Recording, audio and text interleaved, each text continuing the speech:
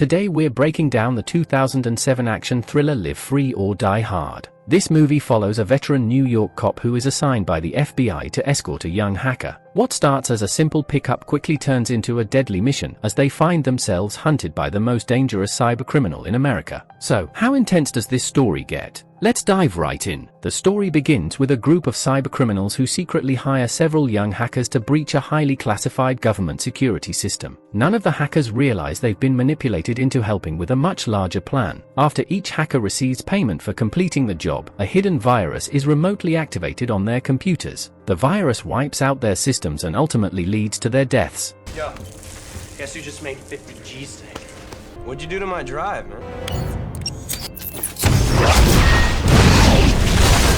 Meanwhile, at FBI headquarters, every computer in the building suddenly crashes for the first time in the agency's history. Investigators quickly determine that this isn't a software malfunction. Instead, someone has successfully hacked into the FBI's secure network. In response, FBI Director Bowman orders every known hacker across the United States to be brought in for questioning. With too many suspects to handle alone, the FBI enlists the help of local police departments. This brings us to veteran detective John McClane. Although John has built a reputation for solving some of the toughest cases imaginable, his personal life is falling apart. His relationship with his daughter, Lucy, is strained, and she barely speaks to him, showing little respect for her father. Despite his age, John is chosen for one of the FBI's most important assignments. His mission is to bring in a young hacker named Matt Farrell, who just happens to be one of the hackers involved in the operation we saw earlier. Matt is the only hacker who is still alive. He's not only wanted by the FBI, but he's also being hunted by a team of professional assassins. They secretly send a virus to his computer through an instant messaging program, intending to kill him the same way they eliminated the others. Fortunately, John arrives at Matt's apartment before the assassins can finish the job. After John explains that he's taking Matt into FBI custody, Matt begins packing a few important belongings. But just as he tries to escape through the apartment window, the assassins launch a second attack. A massive gunfight erupts. John is forced into an intense battle against heavily armed mercenaries. Snipers fire from neighboring buildings while other attackers storm the apartment from multiple directions, even blocking the elevator to cut off any possible escape route. Despite being badly outnumbered, John's combat experience allows him to hold his ground.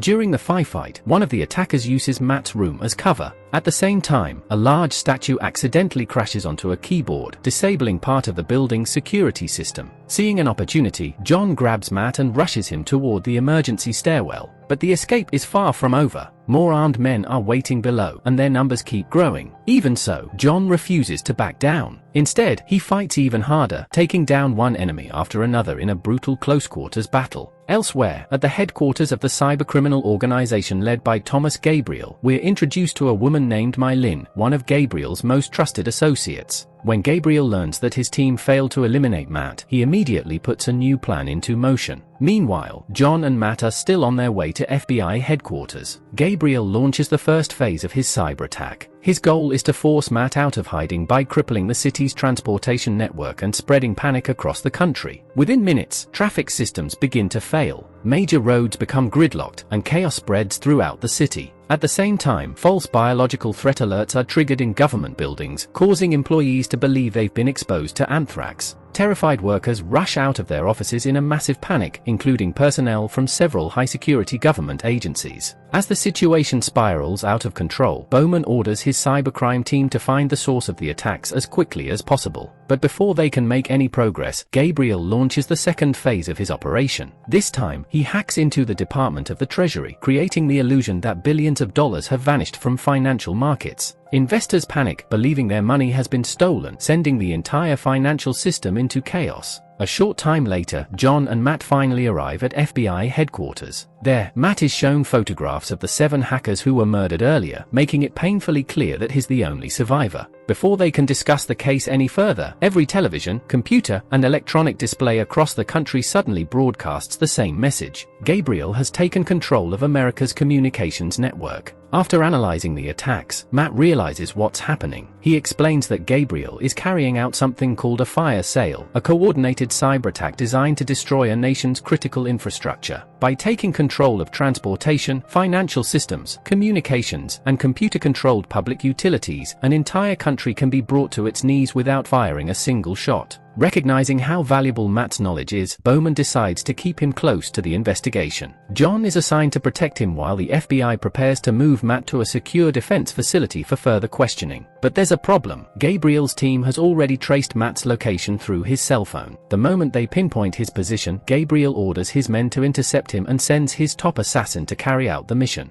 During the trip, Matt finally reveals the truth. He admits that he once worked with Gabriel before realizing how dangerous his plans had become. After leaving the organization, he became Gabriel's biggest liability. Matt also reveals that he was the one who originally wrote the code that became the foundation of the fire sale attack, which is exactly why Gabriel is so desperate to silence him before he can expose everything. Seeing John as the biggest obstacle standing in his way, Gabriel orders his hackers to dig through every detail of the detective's personal life. Within minutes, they uncover his failed marriage, his overdue mortgage payments, unpaid utility bills, and nearly empty bank account. Gabriel believes exposing John's failures will break his spirit. Instead, John barely reacts. He simply warns Gabriel that no matter how powerful his network is, he'll hunt down every last member of the organization and bring the entire operation crashing down. Just then, Gabriel's mercenaries launch another attack, opening fire on the FBI convoy from a helicopter overhead.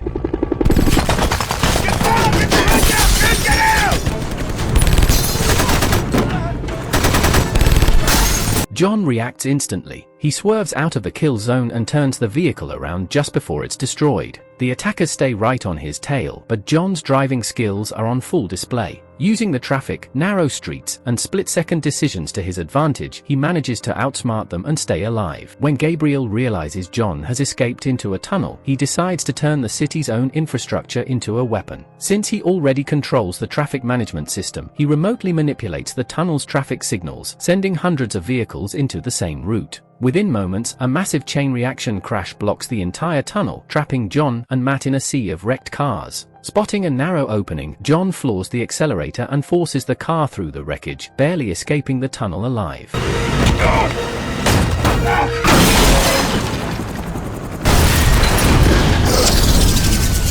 Outside, Gabriel's top assassin is waiting to finish the job. Believing the explosion and pileup must have killed John and Matt, Gabriel orders his assassin to return to headquarters. At the same time, he dispatches another team to a major government security facility that is responsible for responding to the fake anthrax emergency. Once inside the server room, the mercenaries quickly eliminate the security guards and seize control of the facility. This is exactly what Gabriel has been waiting for. One of his elite hackers, Emerson, begins setting up specialized equipment to break into a highly secured virtual vault. Gabriel's real objective isn't just to disrupt the country. He plans to steal an enormous fortune while the government is distracted by the nationwide cyber attacks. To keep the public focused on the chaos, Gabriel launches another psychological attack. Using the media networks he's already hijacked, he broadcasts a fake live news report showing what appears to be the White House exploding. Millions of people believe the footage is real, sending the entire country into absolute panic.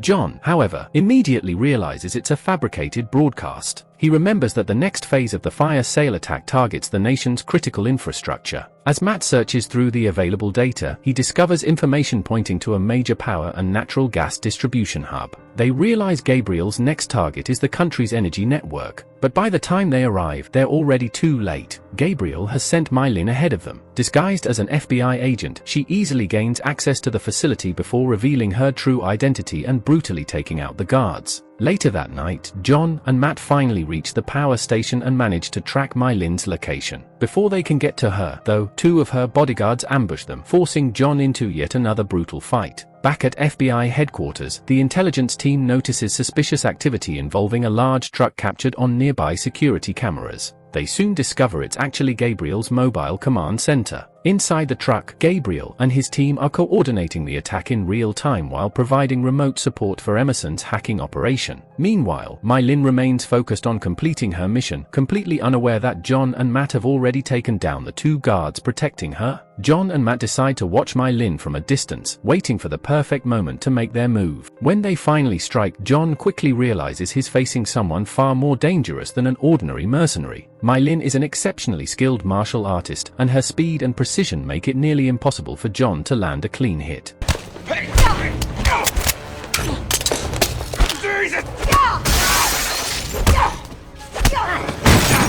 Even with all his experience, he struggles to find an opening. But giving up has never been John's style. Although he's clearly outmatched in hand-to-hand combat, he keeps getting back up, refusing to stay down no matter how hard she's hitting him. Believing she has already won, Myuu leaves John lying on the floor and turns her attention to Matt so she can finish the mission. Just as she's about to kill him, John suddenly attacks from behind. The impact sends Myuu crashing into an open elevator shaft, leaving her hanging above a deadly drop. One wrong move and she'll fall to her death. Even then, she refuses to surrender. The moment John lets his guard down, she tries one last desperate attack. Fortunately, Matt arrives just in time and helps stop her before she can strike again.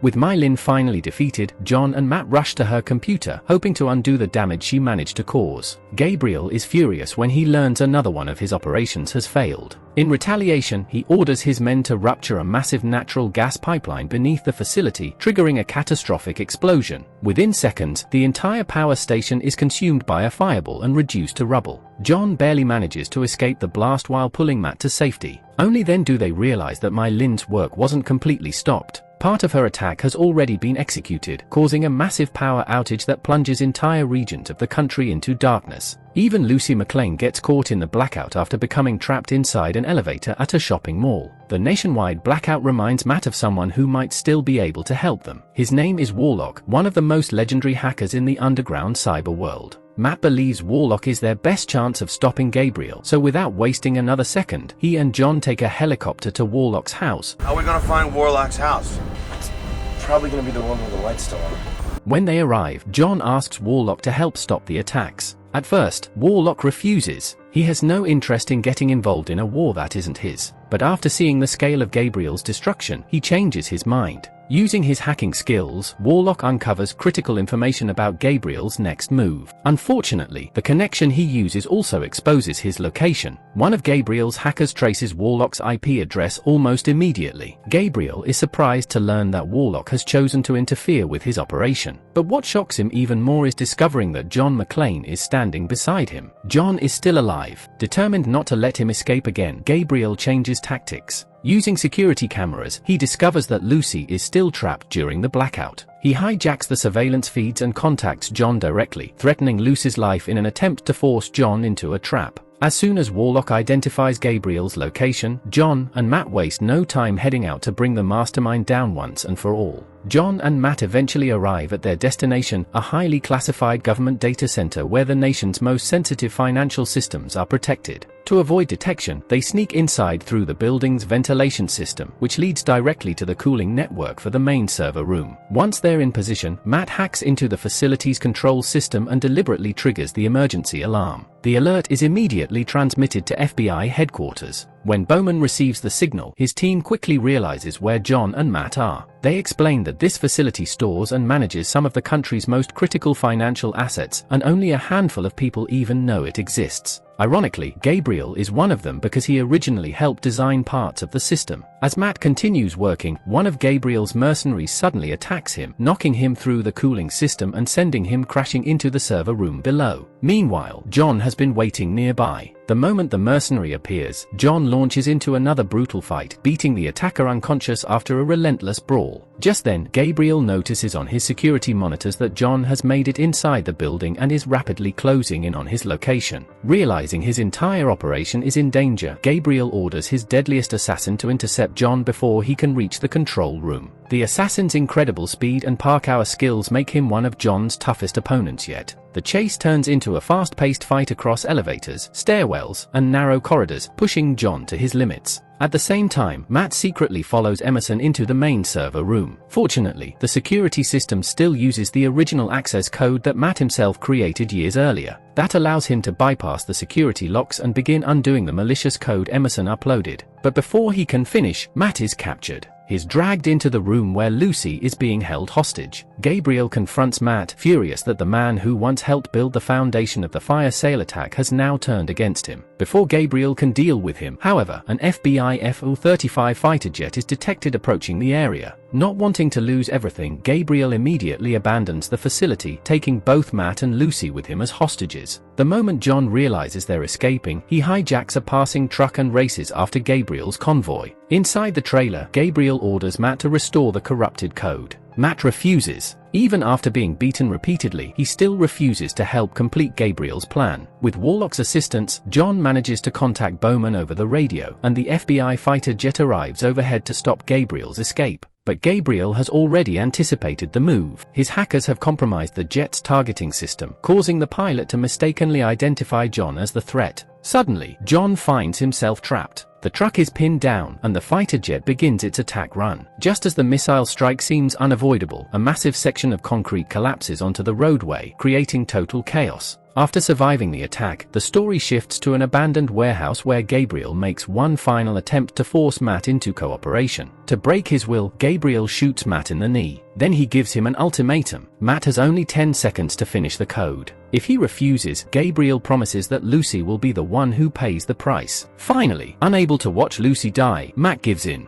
With only 5 seconds left before Gabriel completes his plan, he orders his team to prepare for their escape before Bowman and the FBI can reach the warehouse. Just as everyone starts heading for the exit, John makes his move. A gunshot rings out, and John is hit in the arm, leaving him badly wounded. Meanwhile, Gabriel forces Matt to finish the final steps of the program. Believing he has already won, Gabriel grabs both John and Lucy, using them as human shields while preparing to escape. But this was exactly what John wanted. He deliberately allowed Gabriel to take him hostage because it gave him one last chance to get close enough to end the fight. In a desperate final gamble, John fires a single shot through his own wounded shoulder, sending the bullet straight into Gabriel. The shot catches the terrorist completely by surprise, killing him and finally bringing the nightmare to an end. Moments later, Bowman and the FBI tactical team storm the warehouse and secure the area. The hostages are rescued, and the surviving members of Gabriel's organization are taken into custody. John is relieved to see that Lucy is safe and unharmed. Matt survives as well, suffering only a serious injury to his leg.